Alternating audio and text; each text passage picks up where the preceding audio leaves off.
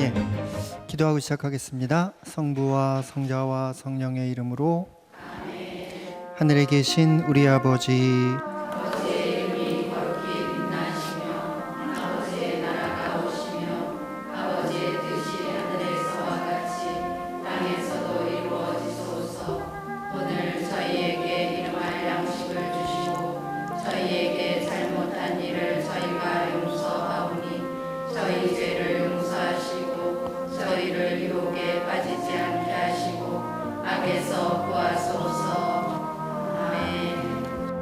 성부와 성자와 성령의 이름으로.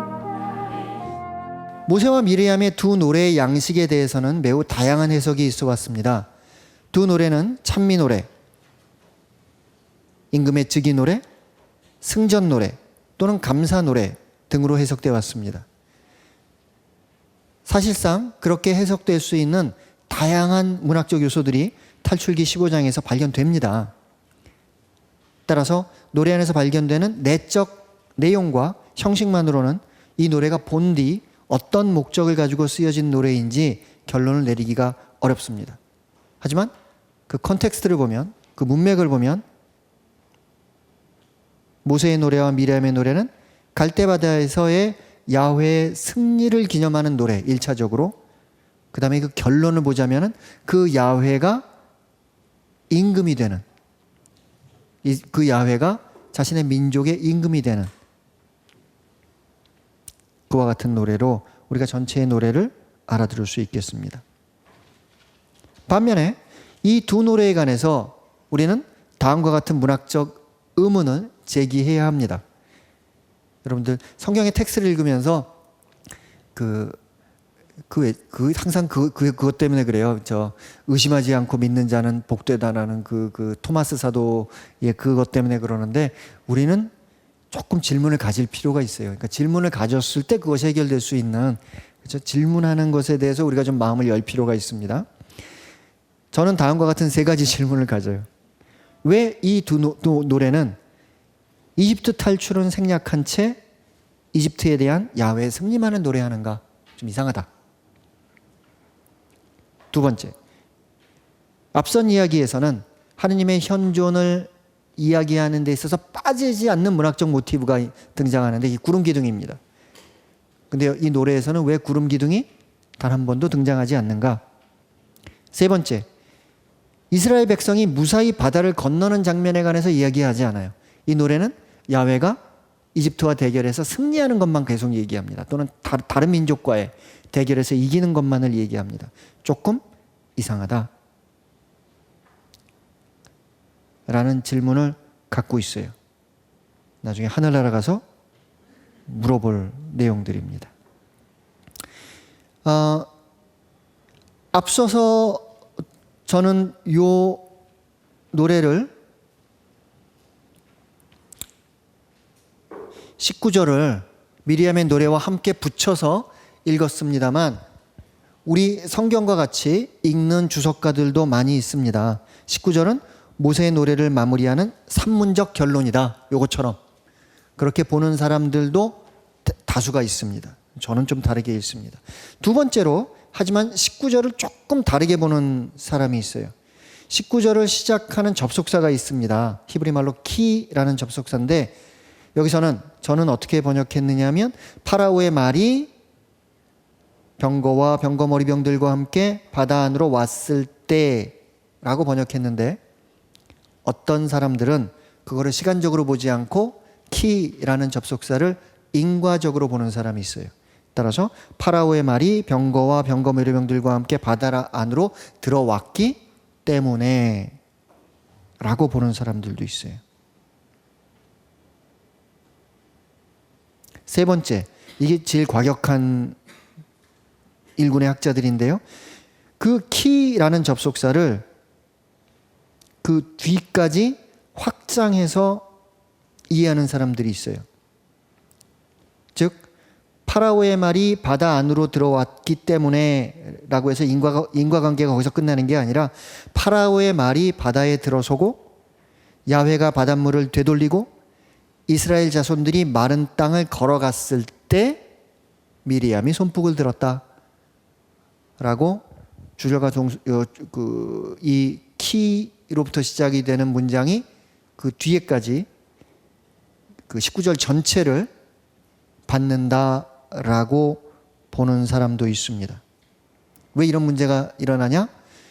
히브리말 텍스트에는 쉼표도 없고 마침표도 없고 옛날 수사본들은 띄어쓰기도 안 돼 있어요. 그래서 어떻게 문장을 끊어 읽어서 의미를 만들어야 될지 그건 독자의 자유입니다. 그렇죠? 그러다 보니까 이런 여러 가지 의견들이 일어날 수 있습니다. 미리암이라는 이름의 의미를 어원적으로 밝히려는 시도가 있습니다. 그렇죠? 미르 또는 마르 그럼 그건 쓰다는 뜻입니다. 앞으로 마라라는 곳에서 일어나는 쓴물의 사건에서의 마르와 미르얌의 미르는 같은 어원입니다. 쓰다는 소리입니다. 또는 짜다는 뜻입니다. 얌은 물이 많은 거예요. 바다든지 호수든지. 갈릴레아 호수도 얌이고 사해도 얌이고 지중해도 얌입니다. 단지 물이 끝없이 보이면은 그게 얌이에요. 그런데 그 중에 호수의 물은 짜지 않겠죠. 따라서 그거는 쓰지 않은 물이고 미르얌이 아니고 바닷물은 미르얌입니다. 그래서 이 미르얌이라는 단어를 어떻게 번역하기가 좀 그러니까 70인역 그리스말로 쓰여진 성경은 번역을 하면서 미르얌을 마리암 하고 번역을 했고 그것은 우리가 알고 있는 신약의 마리아의 이름이 됩니다. 성모님 이름이 직역하자면 쓴 바다, 바닷물 이런 그런 쓴 바다 이렇게 돼요. 그래서 성모님한테 좀 이쁜 이름을 주시지 왜 이런 이름을 주셨나 생각해 보니까 사실 성모님의 삶만큼 쓰디쓴 그런 삶이 없었던 것 같다. 이런 생각도 듭니다. 아무튼 거기에 만족하지 않는 학자들은 미리암이라는 단어를 이집트어의 어원으로부터 전화 왔습니다. 이집트어의 어원으로부터 연결해서 사랑받느니 라고 알아듣는 사람도 있고 또 어떤 분들은 아카디아어에서 그 아카디아어 어원으로부터 좀 연결해서 신의 선물 굉장히 긍정적인 뜻이죠. 사랑받느니 또는 신의 선물 이렇게 이해하기도 합니다.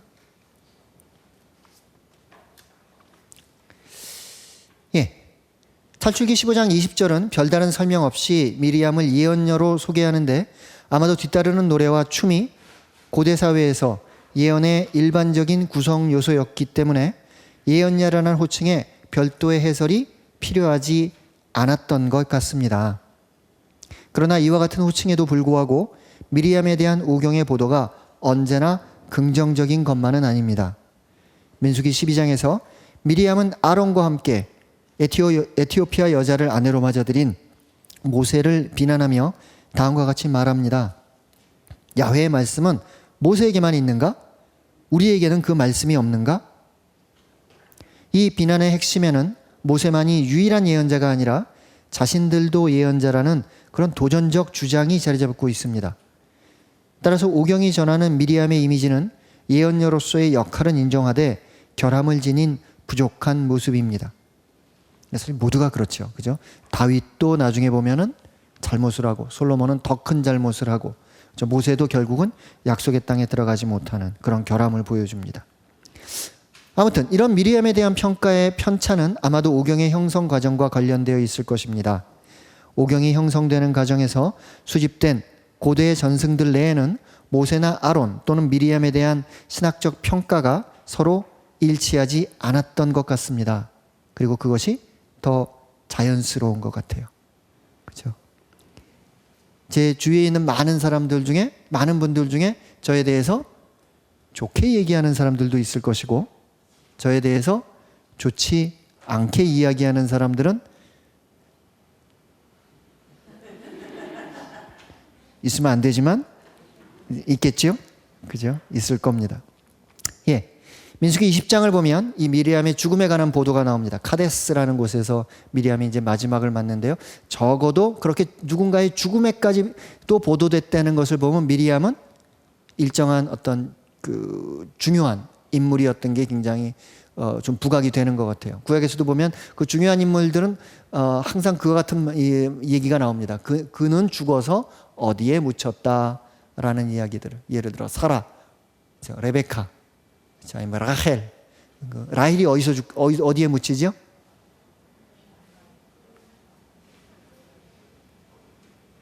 라헬이 묻힌 곳에서 예수님이 태어납니다. 그죠? 어떻게 하면 좋아요? 예. 자, 여기서 그 흥겨운 춤과 노래에 대한 이야기가 나왔습니다. 근데 우리 교회 안에서는 노래는 되는데 아직까지 춤까지는 가지 않은 것 같아요. 그죠?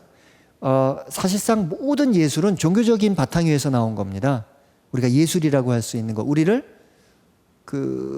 우리에게 영감을 주고 우리를 새로운 차원으로 끌어올리는 음악이든지 그림이든 미술이든지 춤이든지 아니면 그 무엇이든지 많은 것들이 그런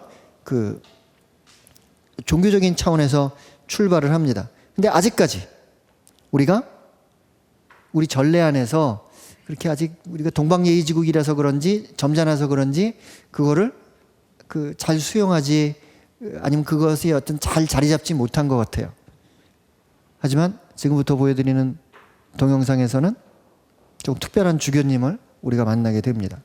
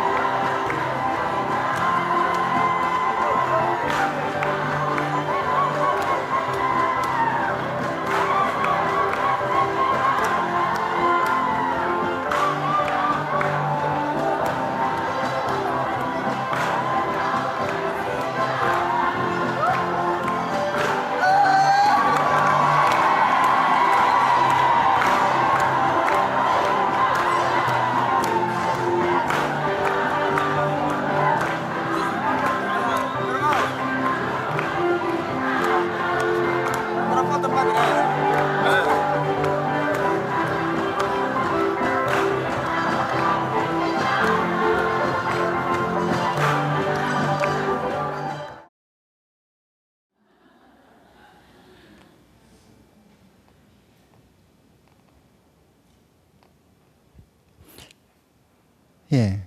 여러분들 어떻게 느끼셨는지 모르겠는데 저는 이렇게 좀 이거 보면서 저는 조금 이렇게 좀 뭉클했어요. 아, 예. 정말 사제와 공동체가 함께 하느님께 지금 그게 뭐냐면 뒤에서부터 이제 봉헌하러 나오는 거예요. 그러면 신부님들이 이제 앞에 나와서, 주교님이 이제 앞에 나와서 그 봉헌을 받아가지고 이제 제단으로 올라와야 되는데, 주교님이 거기 가서 앞에 나와서 그냥 신자들은 일반적인 아프리카의 거기서도 주교님들이 춤을 추거나 이러지는 않은 것 같아요. 저 주교님이 특별하신 거죠. 근데 같이 춤을 추니까 본당 신부가 뒤에 있다가 주교님 춤추니까 자기 나와서 어쩔 수 없이 같이 추는 아주 재밌는 장면인데, 저는 굉장히 이렇게 좀 아주 뭉클하게, 저렇게 백성과 함께하는 그런 주교님의 모습을 보면서 참 좋다, 뭐 이런 생각을 하면서 저거를 본 것 같아요. 그래서 저는 사실은 춤 이런 거와 연관이 없었는데, 서양에서 저는 학생 신부로 이제 사제직을 수행을 했으니까 이제 어디 가서 본당 같은 거 도와주고 하다 보니까 사람들과 인연이 생겨요. 그러다 보면 제가 유럽에 있을 때 한 7, 80상 정도 혼배를 해준 것 같아요. 근데 마을마다 그런 건 아니지만 어떤 마을은 이런 전통이 있어요. 혼배를 해주면 혼배 미사 끝나고 파티를 해요. 성당 마당에서 파티를 하는데, 그때 주례한 신부와 결혼한 신부가 첫 번째 춤을 춰요. 그러면은 이렇게 둘이서 이렇게 그 뭐 월스 같은 뭐 그런 춤을 추면 그 위로 사람들이 한 직경이 한 1m, 1m에서 2m 되는 거를 네 명이서 둘이서 춤을 추면 그 둘러싸고 그 보자기를 받쳐줘요. 햇빛을 가려줘요. 그럼 구경하던 손님들이 그 보자기 위로 돈을 던져요. 하여튼 재밌는 그와 같은 광경이었던 것 같아요. 그 바람에 제가 춤 실력이 조금 늘었어요. 예, 다음 텍스트로 넘어갈까요? 이제 그들이 떠납니다. 이제 모세는 이스라엘을 갈대바다로부터 떠나게 합니다. 그리고 그들은 수르 광야로 나갑니다. 그리고 그들은 3일 동안 걷습니다. 광야에서. 그러나 그들은 물을 발견하지 못합니다. 이동하면서 물이 없는 곳을 계속해서 이동하는 거예요. 3일이라는 시간은 기본적으로 우리의 개념으로 어떤 시간이냐 하면 하루보다는 길고 일주일보다는 짧은. 예. 그리고 그들은 마라로 옵니다. 그러나 그들은 마라로부터 제가 여기서 물들이라고 썼는데요. 이게 두 개 다 번역이 가능한데 저는 직역을 한다고 했는데 지금은 좀 의견이 바뀌었어요. 여기 지하철 타고 오면서. 그래서 15장 22절부터 26절에서 제가 물들이라고 적은 부분에서는 들자를 다 지워주시면은 더 옳을 것 같습니다. 마실 수가 없었습니다. 자, 먼저 우리가 알아볼 것은 수르라는 지명인데 오늘날 지리적으로 이게 어디인지 확인되지는 않습니다. 단지 사무엘전서 11장 7절을 보면 사울은 우리 창세기에서 만났던 그 지명이 나옵니다. 하윌라에서 이집트 동쪽 수르까지 아말렉을 쳤다라는 얘기가 나옵니다. 따라서 수르는 적어도 이집트의 동서남북 중에 어디에 있는 겁니까? 동쪽에 있는 그와 같은 곳이다. 따라서 이스라엘은 지금 이집트에서 나와서 동쪽으로 가고 있다라고 우리가 알아들을 수 있습니다. 마라라는 지명은 어원적으로 쓰다라는 뜻을 지닙니다. 그곳에 물이 쓰기 때문에 결국 마라가 그 지명이 되었다라는 원인담적 설명이 23절에 등장합니다. 쓰다 또는 짜다 둘 다 괜찮습니다. 한 단어로 두 가지 의미를 다 갖게 됩니다. 이와 유사한 원인담이 창세기와 탈출기, 민수기 등에서 발견됩니다. 창세기 19장 그리하여 그 성읍을 초아르라 하였다. 창세기 21장 이렇게 그 두 사람이 거기에서 맹세를 했다고 하여 그곳을 부에르 쉐바라 하였다. 쉐바라는 말 안에 맹세라는 뜻이 들어있어요. 그래서 부에르 그러면 셈이거든요. 그 맹세의 셈, 부에르 쉐바라는 뜻으로 여기서는 세바라는 뜻이 여러 가지 뜻이 있지만 일단은 맹세의 의미와 함께 그 지명을 설명하는 겁니다. 창세기 25장 에사우가 야곱에게 허기지구나 저 붉은 것, 그 붉은 것을 좀 먹게 해다오 하고 말하였다. 그래서 그의 이름을 여기서 이름이라기보다는 하여튼 그의 별명을 에돔이라 하였다. 그래서 에돔의 조상이 되는 에사우의 이야기라는 원인담이 설명이 되는 겁니다. 탈출기 17장 그는 이스라엘 자손들이 시비하였다고 해서 그들이 주님께서 우리 가운데에서 계시는가 계시지 않는가 하면서 주님을 시험하였다 해서 그곳의 이름을 마사와 무리바라 하였다. 이게 약간 좀 순서가 바뀌었습니다. 무리바라는 그 단어 안에는 시비했다라는 시비하다가 립이거든요. 립. 그러니까 무리바 라는 단어랑 시비한다는 게 조금 만나게 되고 주님을 시험한다라고 하는 것은 시험하다라는 동사는 마사라는 지명과 연결이 되는 겁니다. 예, 민수기 11장 그래서 그곳의 이름을 타부에라라고 하였다. 주님의 불이 그들을 거슬러 타올랐기 때문이다. 민수기 11장 34절 그래서 그곳의 이름을 키브롯 타와라라고 하였다. 탐욕스러운 백성을 그곳에 묻었기 때문이다. 따라서 이거는 다 어떻게 보면 히브리 말의 그 각 단어의 뜻을 굳이 번역을 해서 그것과 관계되는 이야기를 앞으로 연결시키는 그렇죠? 우리가 서울 그러지만 서울을 단어로 우리가 이해하지 않잖아요. 그죠? 대전 그러면서 큰 밭 이렇게 이해하는 사람, 한 밭 이렇게 생각하는 사람 별로 없잖아요. 그냥 대전 뭐 이렇게 한자로는 물론 그 뜻풀이가 있습니다만, 하지만 여기서는 굳이 그 뜻을 풀어서 이야기와 함께 연결시키는 그 원인담을 보여주는 그 시도를 우리가 만날 수가 있습니다. 예, 중요한 것은 마라라는 지명과 함께 연결되는 어근인데요. 그 어근이 몇 가지가 있습니다. 근데 그 중에 한 어근에는 어떤 뜻이 있냐면 반항하다 또는 반역하다 라는 뜻을 가진 어근도 마라라는 지명과 연관시킬 수가 있습니다. 24절. 아무튼 그들은 물을 발견하지 못하고 마라로 와서 물은 뭐 어떻게 보기는 했지만 마실 수 없는 쓴 또는 짠 물을 본 겁니다. 그러자 그들이 모세를 거슬러 불평합니다. 이 불평한다는 게 어떤 동사냐 하면 우물거리다라는 동사예요. 따라서 왜 저기 그런 거 있잖아요. 또 이렇게 누가 뭐라 그러면은 대놓고 뭐라 그러진 못하고 뭐 이런 거 있잖아요. 그렇죠? 그렇게 그 뭐뭐 하는 우물거리는 그냥 이렇게 불평하는 이게 우리나라에서는 그런 일이 없는데요. 그 영국도 이제 국회 방송이 있어요. 국회 방송이 있는데 영국 국회에서 보면은 한 사람이 일어나서 뭐를 얘기하는데 그거와 다른 의견을 가진 사람들이 의견이 다르지 않아요? 그러면은 그 의회 전통적으로 나는 의견이 다르다는 걸 우물거리는 걸로 표시합니다. 그 소리가 크면 클수록 그 사람은 내 의견이 사람들에게 공감받지 못하는구나 라는 그런 어떤 그 영국식 민주주의의 좀 특별한 뭐 어떤 자기 표현의 방법인 것 같아요. 예. 따라서 여기서 백성들은 우물거리면서 불평을 한 거고, 그리고 그들은 앞으로 지속적으로 그와 같은 태도를 보일 겁니다.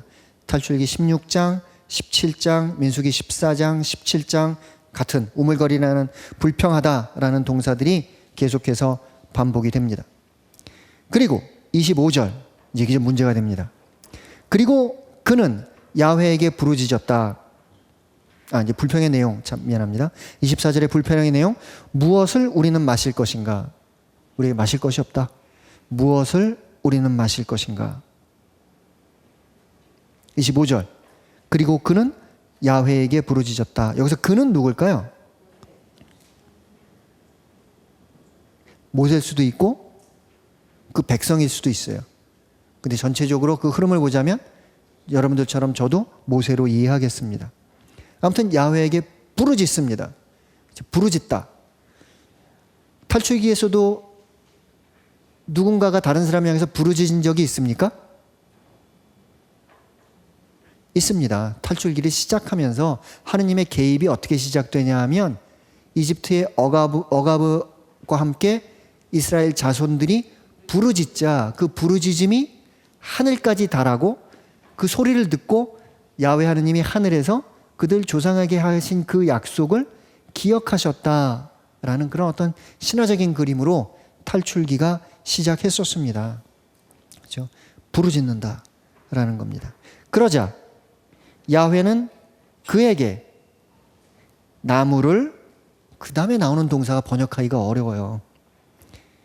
그래서 우리말 번역에는 보여주었다라고 이제 번역을 했는데, 그거는 사실 그 히브리말 텍스트가 아니라 모세오경의 똑같은 텍스트를, 비슷한 텍스트를 사용하고 있는 사마리아 오경의 번역을 좀 빌려온 겁니다.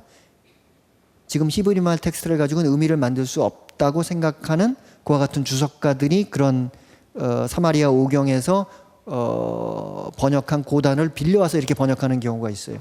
근데 저는 조금은 억지로 히브리말 텍스트를 가지고 번역을 해봤습니다. 어떤 단어가 사용이 되냐면 야라라는 단어가 사용이 되는데, 그 야라라는 단어는 던지다 라는 의미도 있고, 겨냥하다 라는 의미도 있고, 가르친다 라는 의미도 있어요. 따라서 이런 거죠. 누구에게 가르치는 게 어떤 거죠? 거기서는 저쪽으로 가야 돼. 그리고 이렇게 어딘가를 가리킬 수 있잖아요. 그래서 우리말에서도 왜 많은 분들이 그 동사를 잘못 쓰죠. 내가 너한테 가르쳐 줬잖아 이렇게 쓰죠. 사실은 가리키다와 가르치다는 다른 건데, 가리키다, 가르치다 다른 건데 그 두 개가 혼용되듯이 사실 히브리 말에서 그게 좀 혼용돼 있어요. 따라서 저는 여기서 그 동사를 있는 그대로 번역하면서 그 뜻을 어떻게 보냐 하면은, 그리고 야훼는 그에게 나무를 또는 나무 가지를 가리켰다 라고 오늘은 그거를 알아듣습니다. 내일은 어떻게 될지 모르겠어요. 그리고 그는 그 물들로 던지게 했다. 그 다음 문장에서 사실은 목적어가 안 등장합니다. 뭐를 던지는지 몰라요. 짐작건데 아마 나무를 다 던지진 않았을 테니까, 뿌리째 뽑아서 아마도 나무가 아니라 거기서 나오는 단어가 나무도 되고 나무 가지도 되니까 나무 가지를 가리켰고 그 나무 가지를 물로 던졌다라고 이해하는 것이 제일 합리적인 이해인 것 같아요. 그리고 그 물들이 그때부터는 쓰지 않고 닳아졌다. 근데 이런 이해에 걸맞게 고대 근동에서는 어떤 식의 이야기들이 많이 있냐면, 일정한 특정한 나무 가지를 마실 수 없는 그런 쓴물에 집어넣으니까 그 물이 단물이 되었다라는 이야기들이 이 외에도 발견이 됩니다. 그러다 보니까 그와 같은 비슷한 이야기로 그걸 우리들이 알아들으면 되겠구나라고 생각할 수가 있습니다. 여기서 약간 언어의 유희가 있는데요. 첫째, 그에게 나무를 가리켰다라는 동사가 야라라는 동사라고 말씀을 드렸잖아요.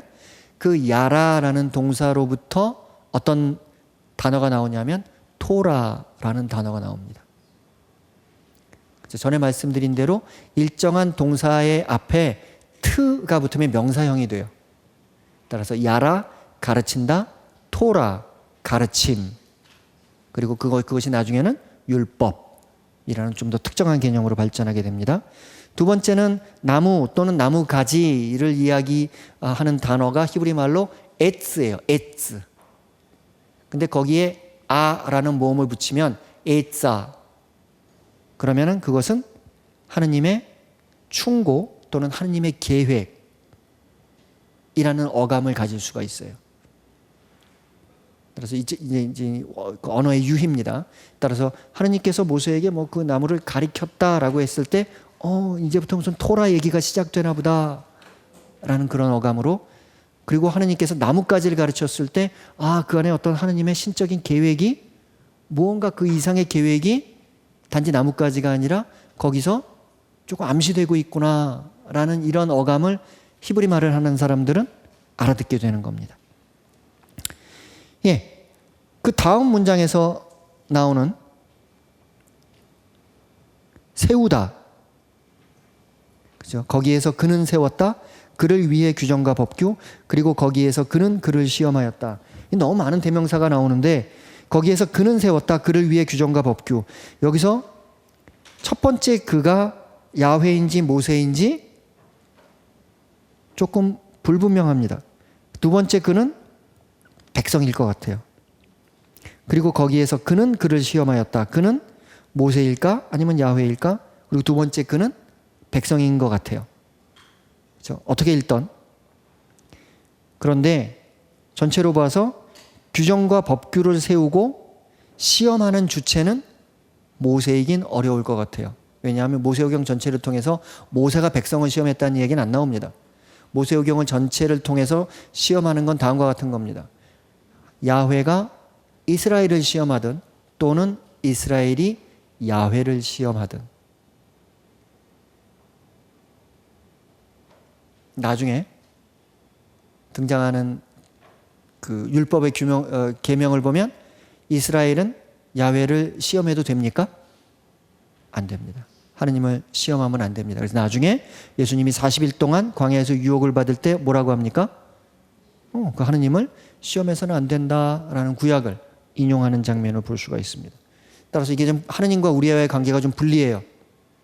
우리는 하느님을 시험해서는 안 됩니다. 하지만 하느님은 우리를 시험할 수 있어요. 그렇죠? 하지만 너무 어렵게 시험하지는 마십시오라는 뜻으로 우리가 어떻게 기도합니까? 예, 그게 바로 우리가 그 같은 단어입니다. 시험, 유혹 같은 단어입니다. 따라서 유혹에 빠지지 않게 하시고라는 것이 우리를 시험하실 수는 있겠지만 너무 어려운 시험을 내서 우리가 하느님으로부터 멀어지게 하지는 마십시오라는 그런 의미로 우리가 그 주님의 기도를 알아들을 수가 있습니다. 하지만 조금은 전체를 이해하기가 어려워요. 나뭇가지를 가리켰다, 물들로 던지게 했다, 그 물들이 닳아졌다. 여기까지는 전체적인 이야기의 흐름과 맞아떨어지는데, 근데 거기에서 그는 세웠다, 그를 위해 규정과 법규를. 어떤 규정과 어떤 법규를 세웠지요? 모릅니다. 조금은 뭐 요즘 젊은 사람들 표현에 따르면 생뚱맞아요. 그리고 거기에서 그는 그를 시험하였다. 무슨 시험하고 이스라엘이 시험에 빠지지 않고 그런 게 있습니까? 없습니다. 따라서 이 대목부터는 사실은 이게 왜 이 이야기가 들어오냐면 이제 이와 같은 흐름이 끝나고 뒤이어 어떤 사건이 등장하죠? 시나이 계약 사건이 등장합니다. 그 시나이 계약을 통해서 이 이스라엘 백성이 하느님이 그들에게 주신 율법, 그 규정과 법규를 잘 지키는지 보고 그와 같은 시험 앞에 이스라엘을 두는 앞의 이야기가 여기에서부터 이미 시작되고 있다라고, 이것은 편집적인 첨가로 우리가 이 두 줄을 봐야 되기 때문에 그 두 줄을 약간 옆으로 오른쪽으로 칸을 맞추어서 보여드렸습니다. 예, 그리고 26절.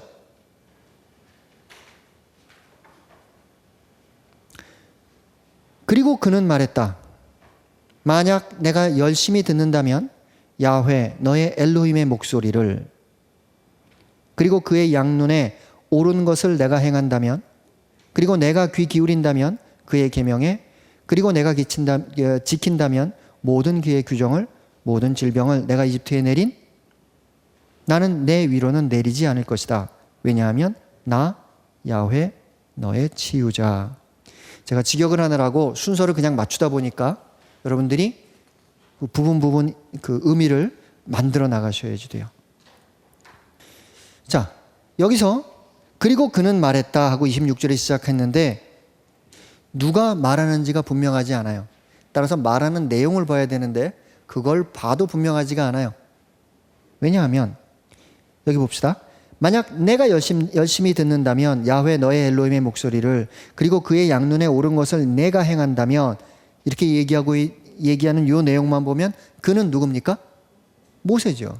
그렇죠? 모세가 백성들에게 너희들이 열심히 듣는다면 야훼 너희들의 엘로힘의 목소리를, 이렇게 얘기할 수 있는 겁니다.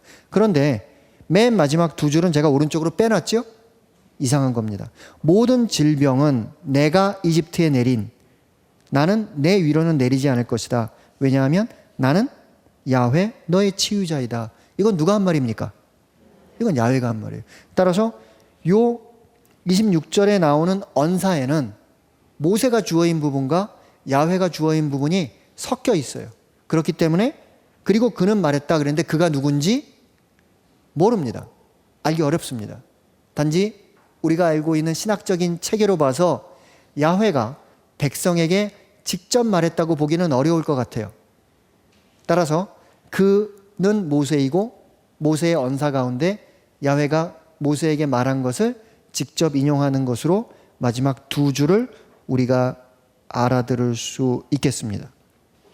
따라서 여기서 얘기하고 있는 것을 우리가 신학적으로 요약한다면 이스라엘이 야훼에 순종하면 야훼는 이스라엘을 보호할 것이다 라는 내용이겠죠.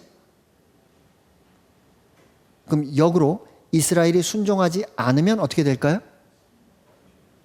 그럼 하느님이 더 이상 그들을 보호하지 않을 것이고 무서운 일들이 그들에게 생길 것이다 라는 겁니다. 신명기 7장 15절. 주님께서는 너희에게서 온갖 병을 없애주실 것이다.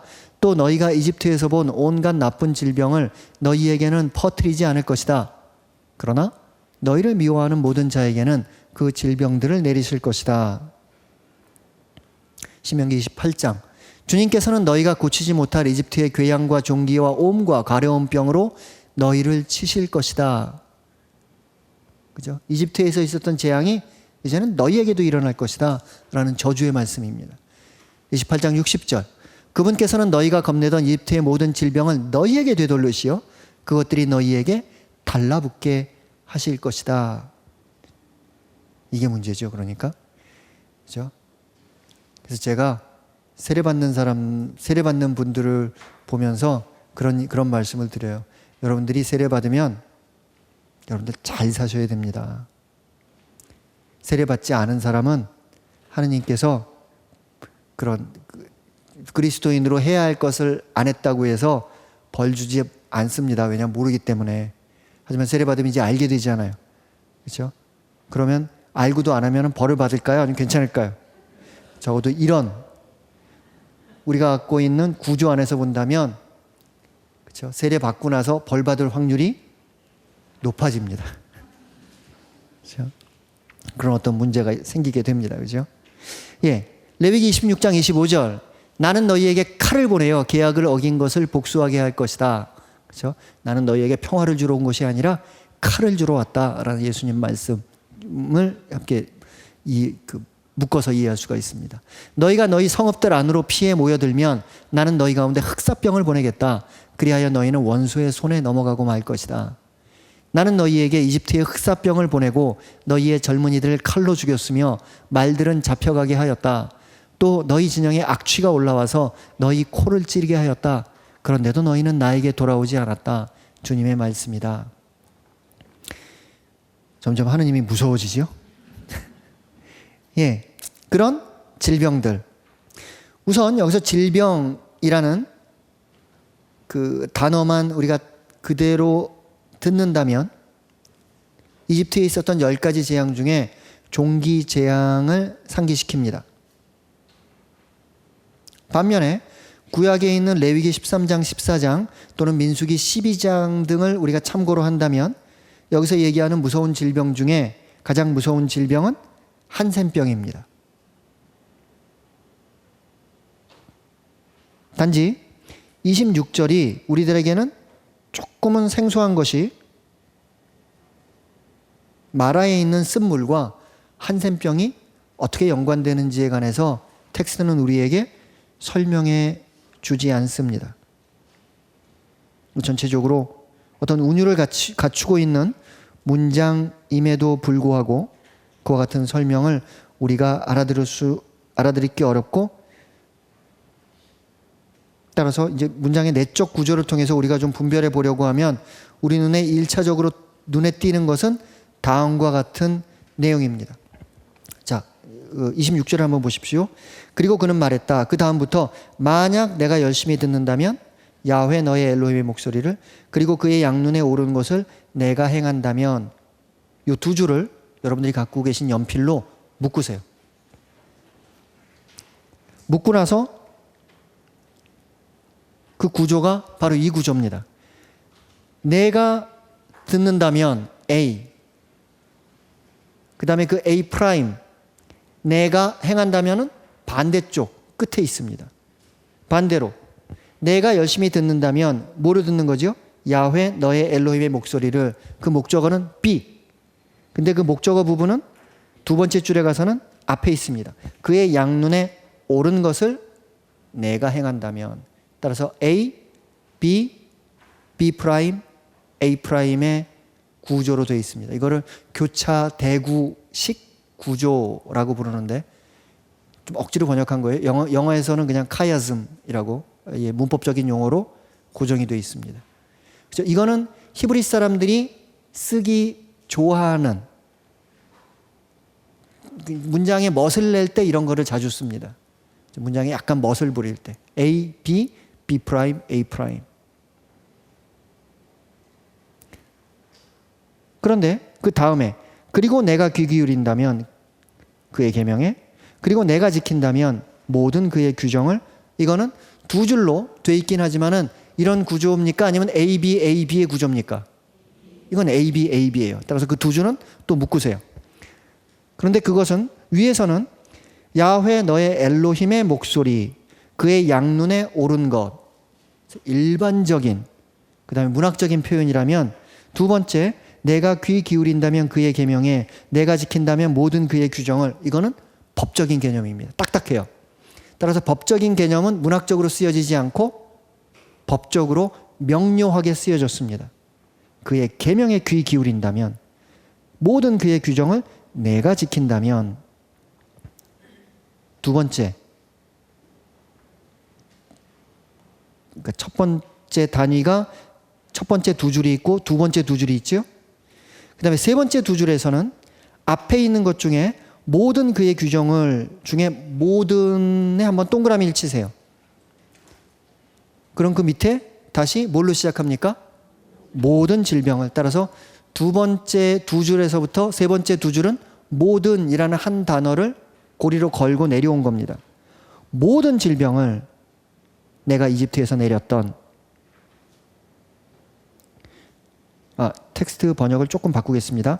모든 질병은 내가 이집트에서 내린, 나는 내 위로는 내리지 않을 것이다. 번역을 약간 바꾸겠습니다. 모든 질병은 내가 이집트에서 내린, 나는 내 위로는 내리지 않을 것이다. 따라서 모든으로 이어지고, 그 다음에 내가 이집트에서 내린, 내 위로는 내리지 않을 것이다. 그러므로 이 이야기를 듣는 그 사람들은 야훼의 목소리에 귀를 기울여야 하고 야훼의 눈에 올바른 것을 행해야 하는데, 그것이 결국 무엇이냐? 그의 계명에, 야훼의 목소리라는 것은 결국 그의 계명이고, 야훼의 눈에 옳은 것이라는 건 결국 모든 그의 규정을 지키는 건데, 그 모든 규정을 지켜야 모든 질병으로부터 나 야훼가 너를 치유해 준다 라는 전체적인 흐름을 우리가 만날 수가 있습니다. 마지막으로 그 마지막 문장이 이해하기가 조금 어려워요. 여기서 저게 나눴습니다만 히브리말 문장에서도 사실은 그 어떤 동사도 등장하지 않는 그 세 단어가 등장해요. 나 야훼 너의 치유자.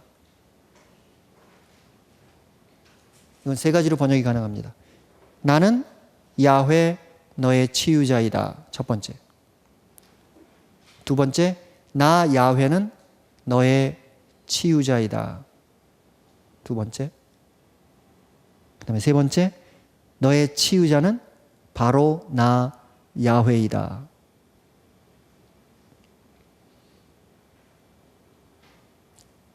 여러분들이 지금 받아 적으시면서 선생님 세 개 다 똑같은 것 같은데요? 근데 이 문장을 어떻게 번역할 것인가를 가지고 주석가들은 지금 100년째 싸우고 있어요. 고대 이런 문장의 명사문일 경우에, 동사문일 경우에는 문제가 안 돼요. 어순의 그 신탁스, 그 문법에 따른 위치가 분명하기 때문에 그게 문제가 아닌데, 명사문일 경우에는 앞에 나오는 게 주어냐, 뒤에 나오는 게 주어냐, 그 다음에 이렇게 명사문이 명사가 3개 또는 4개 정도 나왔을 때 주부는 어디이고 술부는 어디인가, 어디가 서브젝트고 어디가 프레디카신가 하는 문제를 가지고 벌써 100년째 싸우고 있어요. 그래서 여러분들은 따라서 제가 이런 말씀을 드릴 때마다 여러분들은 혼란스럽다고 느끼지 마시고 다음과 같이 생각해야 됩니다. 그러니까 아직 학자들이 싸우고 있으니까 우선은 내가 편한 대로 해석해도 되는구나. 여러분들에게 자유로움을 드리는 겁니다. 그래서 여러분들이 보면서. 하지만 그 모든 것을 얘기하면서 하느님께서는 이스라엘 백성 앞에 자신을 치유자로 드러내시는 겁니다. 그렇죠? 치유자. 그래서 치유한다라는 동사가 여기서는 히브리말로 라파라는 동사인데요. 거기에서 라파엘이라는, 엘은 하느님은 치유하신다라는 그 고백을 하고 있는 천사의 이름과 서로 맞먹는 그런 어떤 표현. 왜냐하면 나 야훼가 바로 너의 치유자다라는 고백으로 이 마라 사건의 결론으로서, 이 마라 사건을 통해서 따라서 하느님께서는 이스라엘의 치유자로 자신을 알게 하시는, 자신을 계시하시는 하느님을 우리들은 만나게 됩니다. 오늘 강의의 말씀은 여기까지 드리도록 하겠습니다. 수고하셨습니다.